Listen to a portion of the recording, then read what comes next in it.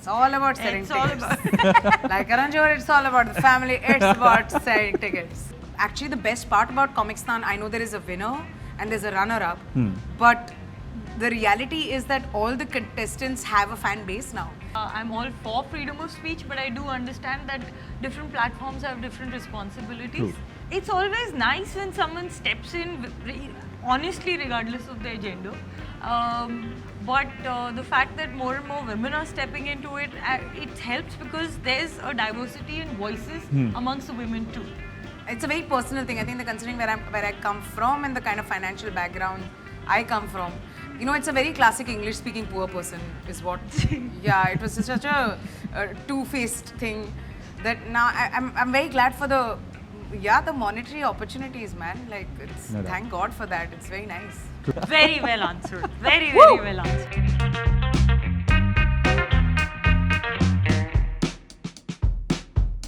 Hello and welcome to News 18 Shosha. Today we have with us Neeti Palta and Sumukhi Suresh. Tell us about Comicstaan Season 3.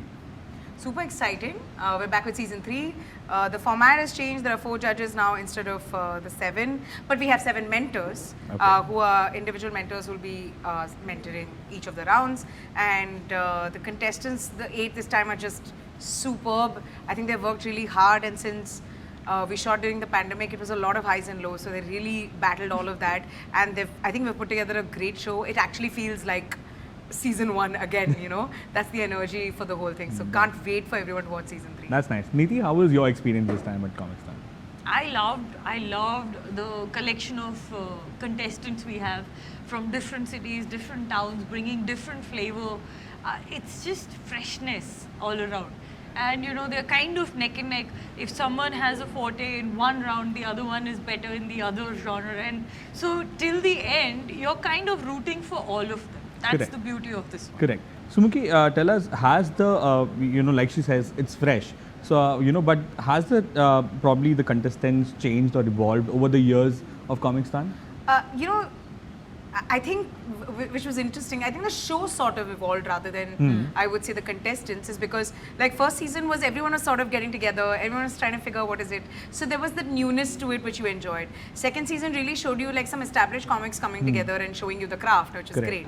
Third season, again, it's a mix of a lot of things. Like, there are some experienced comics, there are some brand new comics who are coming together. So it's a good mix. Like, there's a Pavitra who's been in the scene, but then there's a Gurleen who's absolutely, you know, fresh. That's, I know, I can't, I feel like they sound like Dhania, but that's actually the truth. So I think their chemistry and the way they got together is quite exciting. And just like how you have a Shamik who's a deadpan, and then you have a Shreya who's again static but so animated. So it was a good mix of a lot of people. So I think that really worked.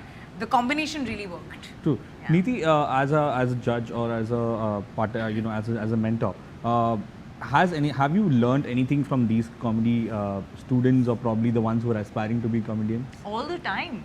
That's what I was mentioning. Like, while you're giving them pointers, you realize, hey, I can apply these pointers to myself. And then someone will come up with a punchline you didn't see coming. You know, you begin to think that you've heard it all. And then someone surprises you. It kind of knocks you off your little jaded perch and gets you to, True. And honestly, I think these guys, it's not like I ever fell out of comedy love, but they made me keep falling back in love with comedy, with the enthusiasm they brought in, with the freshness, with the talent that they brought in. Completely off-center, loved it. That is nice. Sumukhi, you've been in the fraternity for quite a long time right now. How, according to you, has comedy evolved or changed over the years? I think in the beginning, or I think in the initial time, it's safe to say that being a stand-up comedian was the USP. I think that's no longer the case. I think stand-up comedian, thanks to shows like Comicstaan, thanks to the fact that YouTube is prevailing with a lot of comedy clips, that yes, of course you can be a stand-up comic, but now you have to bring in the uniqueness of your content. True. You know, like being a viral comic, of course, is super beneficial, but what else do you bring to the table? Like, audience is now asking for more, so I think that's definitely changed. True. Neeti, how according to you probably has lockdown influenced the whole scenario of comedy or stand-up comedy to change? I think it's influenced stand-up comedy, it's influenced stand-up comedians, it's influenced the audiences. There is a hunger to live, there is a hunger to laugh. and there's a hunger to entertain. True. You know, all of us we're just so grateful that this time has passed, and somewhere the best thing that comedy does is converts a tragedy into something you can laugh about later, you know. True. And I think we are taking our jobs far more seriously because there's a responsibility to it that, hey, people need a laugh now more than ever did. So, True you know, that. it's a very big feeling. Yeah. I True. don't know how else to explain it. We are so grateful that the season is out. We are so excited. We want people to love it because I think it's so needed. Absolutely, no doubt. Sumukhi, tell us, like she mentioned, you know, probably there was a new hunger for people to be entertained. Yeah. Has that put any kind of a pressure on you as a content creator when it comes to stand-up comedy?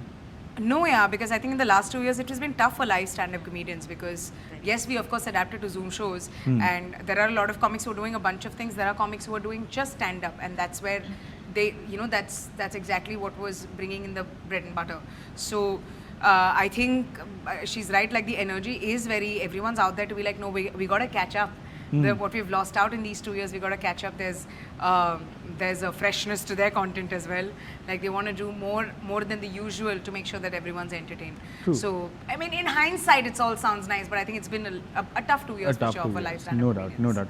Neeti, when stand-up comedy probably started in India, there was no such platforms. You know, there was only probably YouTube that was still not a huge wave.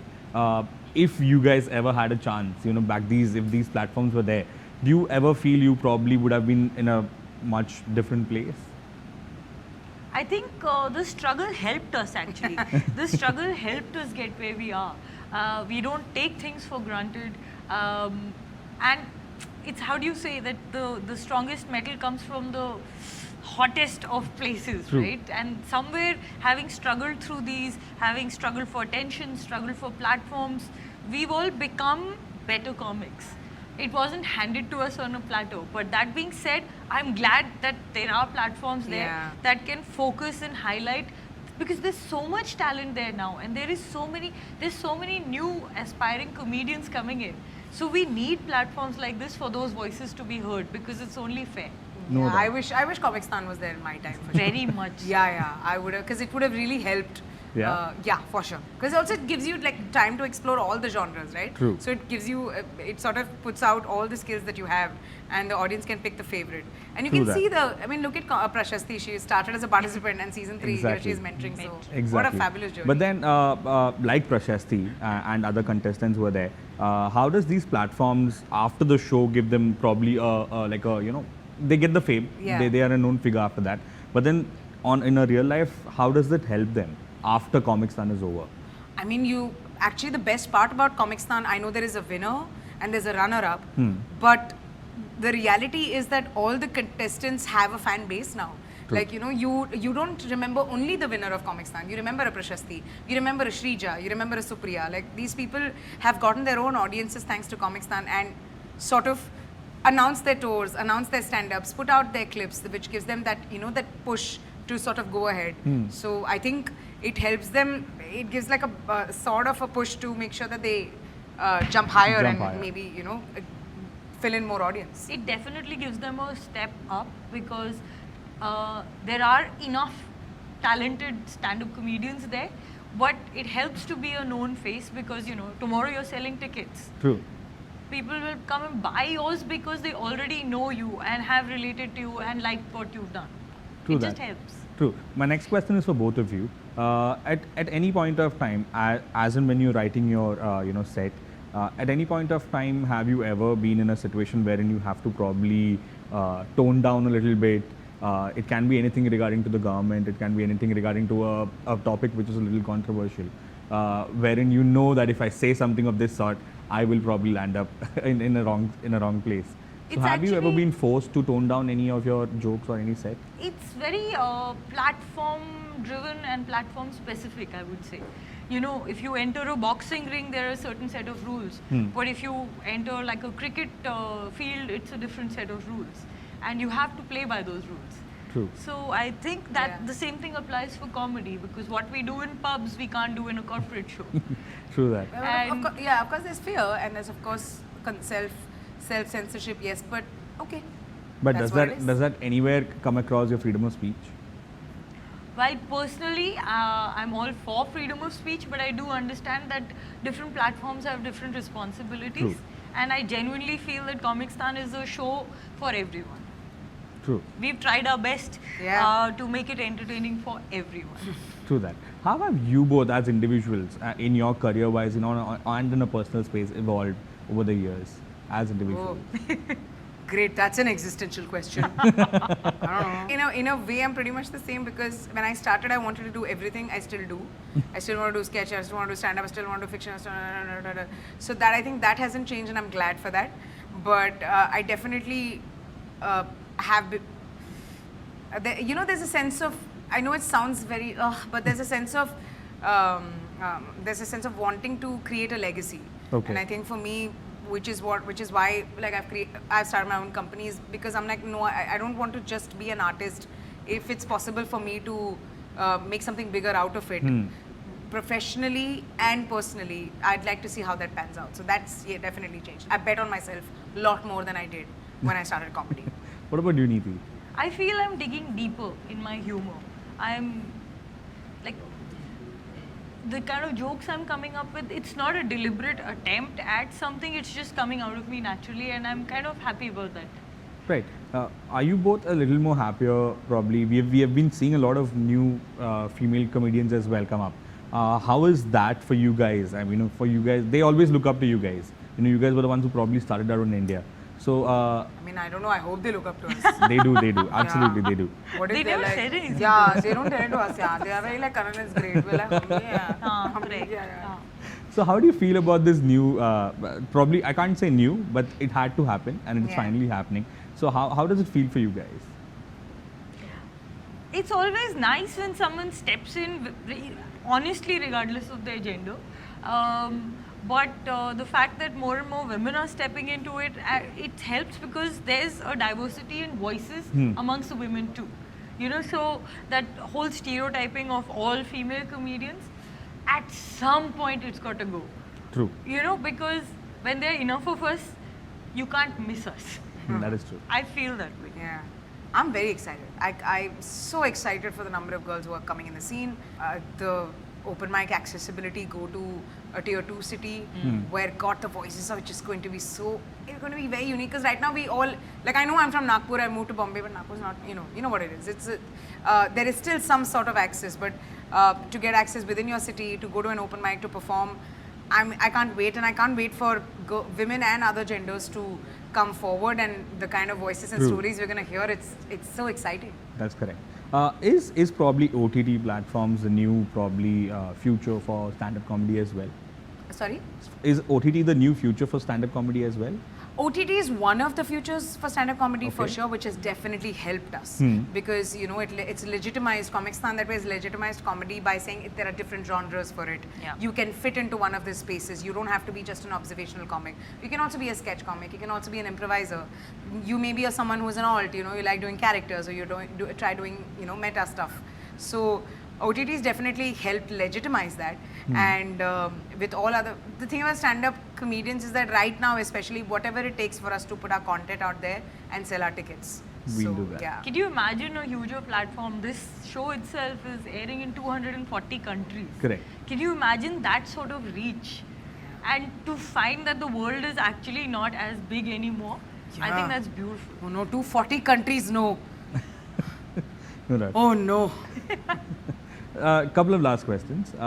What keeps you going? Oh. I think just the joy that the profession can bring, just the joy you see in other people's faces.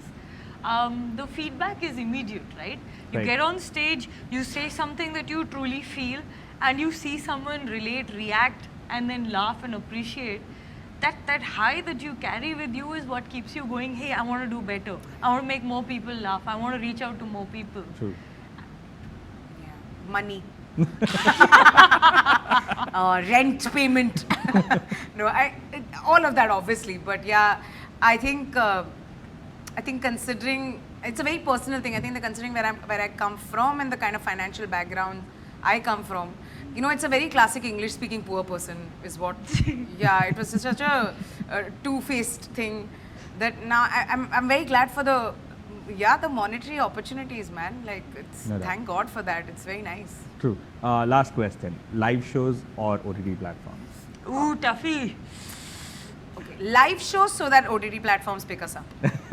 Very well answered. Very well answered. Killed it. You do same? Absolutely. I mean, the adrenaline of a live show is completely else, but then the live show is where we build ourselves to feature as judges on Comicstaan. And the best thing is that so grateful for this is that as a platform, as an OTT, they insist on the fact that this is a live show. There is a live audience, which is not handpicked, and they have picked up the tickets. So it's almost like a ticketed show got shot. True. So as authentic as possible. So yeah. But And live people shows. who came on this OTT platform will sell more tickets for a live show. Absolutely, yes. It's all about selling It's all tickets. Like Karanjor, it's all about the family. It's about selling tickets.